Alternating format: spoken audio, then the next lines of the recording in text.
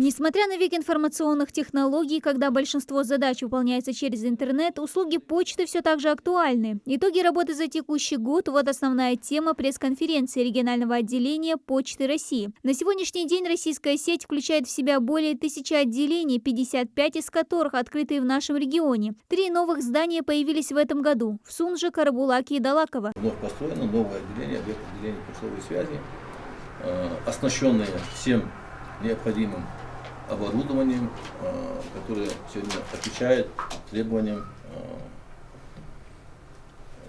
И все это, и еще ремонт отделения почтовой связи, капитальный ремонт по линии президентской программы президентской страны Владимира Путина, модернизация, собственно называется, сельских отделений почтовой связи. В этом году у нас попали туда 3 объекта отделения почтовой связи. Это Акиюр, Новый Редант, Джайлах. На следующий год запланирована и полная модернизация в 13 почтовых отделениях региона: Сагапши, Средняя и Нижняя Чулуки, Мужичи, Алиюрте. Плюс для удобства жителей региона будут открыты 2 почтовых объекта. Многоквартирные дома в Яндере, которые относятся, да, вы знаете, где вот, не доезжая до Карабулака, с правой стороны, там целый большой жилой квартал. В этом квартале нам правительство выделило помещение 120 квадратных метров. Это уже построено, введен в эксплуатацию эти дома.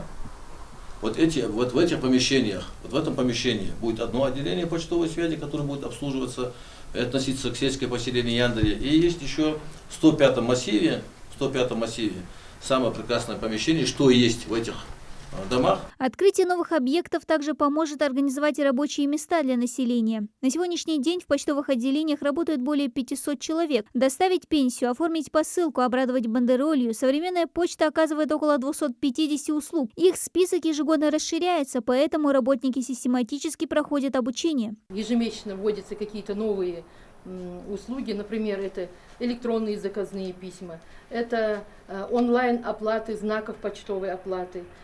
Это вводятся дополнительно, например, какие-то новые лотерейные билеты. Это дополнительно страховые продукты. И, естественно, наши работники в отделениях связи, у них у всех подключенная специально есть система обучения. И через эту систему обучения все наши операторы и почтальоны, они обязательно проходят это обучение.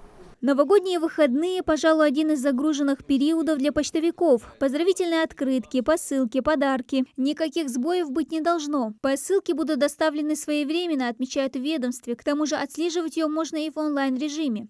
Да, Почта России, приложение, в нем тоже можно отслеживать. Если вообще зарегистрированный пользователь почты, то есть у вас простая электронная подпись и анкета имеется заведенная в ЯСе, то вы, авторизировавшись в этом приложении, можете отслеживать все свои отправления, не надо ничего вбивать дополнительно.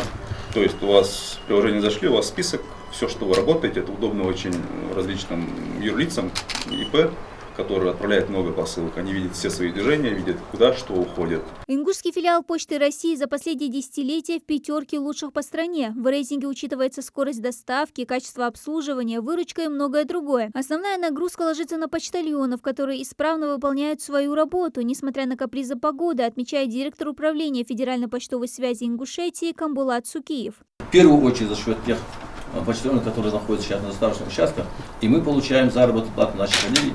Потом дальше идут операторы, которые их готовят, потом замначальники, начальники отделений. Естественно, вся эта работа организована благодаря нашей команде.